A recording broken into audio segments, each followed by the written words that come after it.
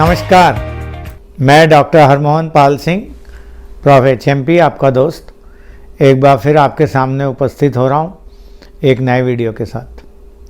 आज हम जिस इम्पॉर्टेंट सब्जेक्ट के ऊपर बात करने जा रहे हैं वो है हार्ट फेलियर।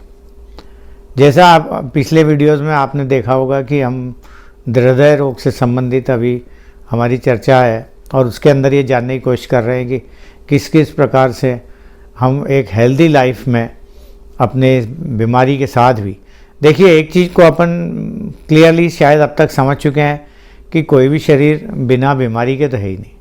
किसी न किसी को कुछ ना कुछ रोग प्रभु ने अलग से दिया ही है। तो हमको ये देखना होता है कि चलो भाई, you also live and let me also live. तो लिव एंड लेट लिव, ये फार्मूला है हमारा। तो उसमें क्या है, जैसे आज बीमारी हम बात कर रहे हैं हार्ट फेलियर, तो हार्ट फेलियर भी है तो कोई बात नहीं, हमें तो अपनी नॉर्मल ज़िंदगी जीनी है। तो बेसिकली हेल्दी लाइफ टिप्स का पूरा कार्यक्रम जो ये सीरीज़ हम बनाने की कोशिश कर रहे हैं वो आप लोगों को इस चीज़ पे गाइड करने के लिए ही है कि कोई बात नहीं, बीमारी है तो we can always live with that in a healthy वे।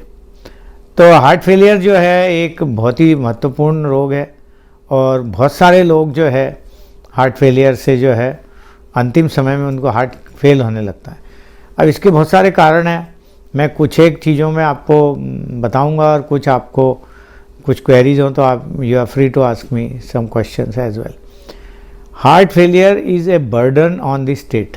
सबसे पहला आप ये समझिए, मतलब कि एक स्टेट, कोई भी स्टेट है, जैसे मैं आज मलेशिया में हूँ तो मलेशिया पे भी हार्ट फेलियर के मरीज जो एक बर्डन होते हैं, क्योंकि वो लंबे समय तक उनको इलाज देना पड़ता है और स्टेट हेल्थ सर्विसेज के लिए उसको कोप अप करने में मुश्किल होती है। एक डेटा है यूके का, एक साल के अंदर 9,88,000 मरीज NHS के अंदर जो हार्ट फेलियर के रजिस्टर्ड है, उसके ऊपर 716 मिलियन पाउंड्स पर ईयर का एक्सपेंसेस है। तो आप समझिए कि अगर हम हार्ट फेलियर को रोक सके या उसको अर्ली स्टेज पर डायग्नोज कर सकें या हमारी लाइफस्टाइल को हम मॉडिफाई कर लें जिससे कि हमारे पे दवाइयों का बोझा भी कम हो, स्टेट के ऊपर भी बोझा कम हो और हार्ट फेलियर के साथ हमारी ज़िंदगी एक नॉर्मल जीवन जैसी या थोड़ी बहुत प्लस माइनस चलती जावे। तो ये मुद्दा है बेसिकली। तो हार्ट फेलियर जो है तो है बेसिकली हार्ट का, अगर आप थोड़ा बहुत आपको समझ हो कि 4 चैम्बर होते हैं, उसमें एक लेफ़्ट साइड जो मेन पंप होता है जो कि पूरे शरीर को ब्लड सप्लाई करता है, दूसरा राइट साइड है जहाँ से कि ब्लड जो है जो ऑक्सीजनेटेड ब्लड होता है वो जाके लंग्स से प्योरीफाई होकर फिर वापस लेफ़्ट साइड में जाता है। तो इस तरह से ये सारी प्रक्रिया, सारा चाल चलती है। Heart is the strongest muscle of our human body. तो आप समझिए कि उसको अच्छा रखना और तंदुरुस्त रखना बहुत महत्वपूर्ण है। तो जो सिस्टोलिक फंक्शन चले जाते हैं हार्ट के, तो उसको हम सिस्टोलिक फेलियर बोलते हैं कि मतलब दिल जो है पंपिंग उतनी नहीं कर पा रहा, जैसे आप टुल्लू पंप लगाते हैं अपने घर में तो उतनी पंपिंग नहीं कर पा रहा है, तो वो एक सिस्टोलिक फेलियर होता है जिसमें कि एक ज़्यादातर डॉक्टर्स आपको बताएंगे आपका इजेक्शन फ्रैक्शन कम हो गया। दूसरा होता है डायस्टोलिक फेलियर, तो उसमें दिल की जो एंड डायस्टोलिक वॉल्यूम ही कम हो जाता है, तो वो इजेक्शन फ्रैक्शन से ज़्यादा फर्क नहीं पड़ता उसको, वो एक नॉर्मल भी रहता है। दूसरा होता है कि बहुत सारे ऐसे कोमॉर्बिडिटीज जिसको हम बोलते हैं कि ऐसे रोग हैं जो कि हार्ट फेलियर के अंदर अपना अपना योगदान देते हैं थोड़ा थोड़ा। क्या, जैसे ब्लड प्रेशर है, सबसे महत्वपूर्ण है कि ब्लड प्रेशर अगर लंबे समय है उसको कंट्रोल में रखा जाए। अगर ब्लड प्रेशर कंट्रोल में नहीं होगा तो आपका लेफ़्ट वेंट्रिकुलर फेलियर हो जाएगा। इसलिए हम बोलते हैं बार बार ब्लड प्रेशर के मरीज को कि भैया अपने ब्लड प्रेशर को कंट्रोल में रखो। दूसरा है डायबिटीज़, ये भाई है। डायबिटीज़ भी क्या करती है, ये हार्ट की मसल्स के ऊपर एक कार्डियोमायोपैथी कर देती है, वो भी उसमें योगदान देती है हार्ट फेलियर के अंदर।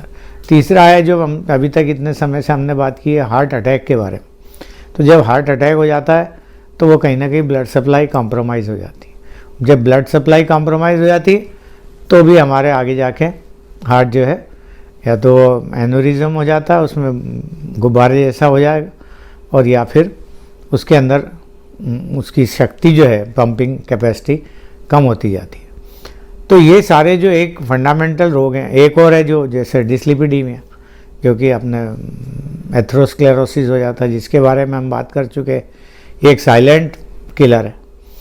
तो ये सारी चीज़ें जो है, और ऊपर से आपका आपने शौक है जैसे कि सिगरेट पीना, ये एक बहुत बड़ा फैशन है, शैम्पेन, अल्कोहल, पार्टियाँ, ये सब चीज़ें भी उसके अंदर आपको रोल प्ले करती है। फिर ओबेसिटी, वज़न बढ़ना, और आपके पास समय बाकी चीज़ों के लिए है, एक्सरसाइज के लिए समय नहीं है, तो ये भी एक रोल प्ले कर रहे हैं इसके साथ, और ऊपर से स्ट्रेस।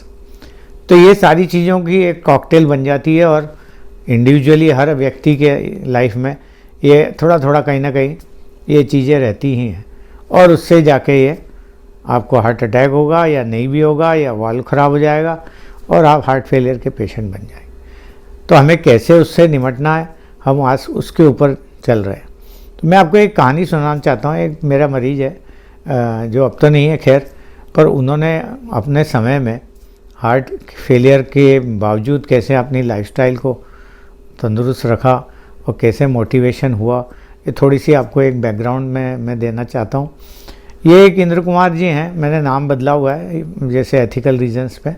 इंद्र कुमार जी करीब 50-52 साल के थे, तो उनको ऐसे ही शौकिया मिजाज के थे, क्लब में जाना, शैम्पेन पीना, और उनकी वकालत और इस टाइप का स्ट्रेसफुल थोड़ा सा जॉब था। तो उन्होंने 52 साल की उम्र में एक बार सुबह 6 बजे उठे तो उनको छाती में दर्द हुआ, जाके हॉस्पिटल पहुँचे, अर्ली डायग्नोसिस हो गया था और उनको एक माइनर हार्ट अटैक पाया गया। 6-8 हफ्ते में वो ठीक हो गए, और डॉक्टरों ने उनको कहा कि भाई आप थोड़ा अपना वज़न कंट्रोल करिए, वॉक पे जाया करिए, और अपनी स्मोकिंग वगैरह कम कर दीजिए, पार्टियों को कम कर दीजिए। पर वो मस्त मौला टाइप के व्यक्ति थे, तो उन्होंने उस पर बहुत तवज्जो दी नहीं। थोड़े समय में वापस अपने रूटीन पे आ गए, और फिर जाके वो 2 साल बाद उनको दूसरी बार फिर से हार्ट अटैक हो गया। इस बार थोड़ा सा ज़्यादा मैसिव था। तो आपकी जाके जब वो डॉक्टर के पास गए तो डॉक्टर ने उनको बड़ी सख्त हिदायतें दी कि नहीं भैया, ये ऐसा नहीं चलने वाला। अभी उनको जो है एक वो दवाइयाँ भी डाली जिससे कि थ्रोम्बस को पिघलाने के लिए, जिसको हम थ्रोम्बोलाइसिस कहते हैं, और फिर से उनको कहा कि भाई नहीं, इसको आपको सीरियसली लेना चाहिए। इसके बाद समय बीतता गया, करीब करीब और मेरे ख्याल 1-2 साल हो गए जब वो मेरे पास आते थे रेगुलरली चेकअप करने। पर मैंने देखा कि उनका करीब 5 फुट 4-5 इंच के आसपास कद था, और समझो कि वज़न था 88-89 इस टाइप का था। तो वो 20 किलो अपने सिर पे एक बोझा लाद के चल रहे थे। मतलब एक बोरी आपने 20 किलो की अपने सिर पे ला दी हुई है, कॉन्स्टेंटली दिल के ऊपर बोझ पड़ा हुआ है। तो दुर्घटनावश उनका जवान लड़का था, ऐसी 33-34 साल की आयु का, वो एक ट्रेन दुर्घटना में उसकी मृत्यु हो जाती है। ये एक बहुत बड़ी शॉकिंग उनके पास न्यूज़ थी। और वो बच्चा जो उनका लड़का था, उसके 2 बच्चे थे, दोनों लड़के, एक 7 साल का, एक 9 साल का, और उनकी बहू जो विधवा हो गई थी। तो अब इनके ऊपर एकदम से जिम्मेदारी आ गई कि ये तो लावारिस हो जा रहे हैं, और कैसे इनकी भरण पोषण होगा। तो एकदम से that was a inspiration to this gentleman कि भाई मैं कैसे भी करके अपने आप को ठीक करूं, तो मैं आगे आने वाले 20 वर्षों में इस बच्चों को पढ़ा लिखा के एक अच्छा इंसान बनाना। तो that was the turning point of his career. फिर एक दिन मेरे पास आए तो बहुत मायूस थे, तो मैंने उनको कहा क्या हुआ वकील साहब? तो उन्होंने कहा कि मेरे ऐसे मेरी दुर्घटना हो गई बच्चे की, तो अभी मुझे समझ नहीं आ रही, और मैं खुद भी हार्ट फेलियर का मरीज हो रहा हूँ। तो मैंने बोला कोई बात नहीं, आप एक काम करिए, आप मुझे प्रॉमिस करिए कि आप जो है ये जो 20-25 किलो का बोरा ले घूम रहे हैं आपका ओवरवेट का, इसको उतार देंगे। तो उन्होंने मेरे सामने रिलीजियसली ये कहा कि नहीं नहीं, मैं आपको वचन देता हूँ कि मैं इससे अपने आप को बाहर निकालूँ। और वो दिन था 12 महीने के अंदर उस सज्जन व्यक्ति ने 20-22 किलो वेट लॉस कर लिया। और जब मैंने उनके हार्ट फंक्शंस असेसमेंट कराया तो बहुत अच्छा हो गया था उनका। He was very active.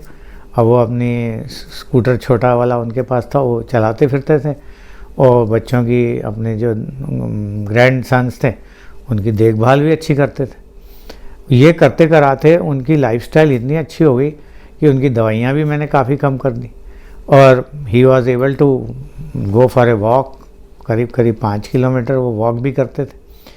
तो 10-11 साल मैंने मेरे फॉलोअप में मैंने उनको देखा है बड़े क्लोजली कि उस व्यक्ति की कहाँ उसकी लाइफस्टाइल थी और कहाँ उसने अपने आप को चेंज किया।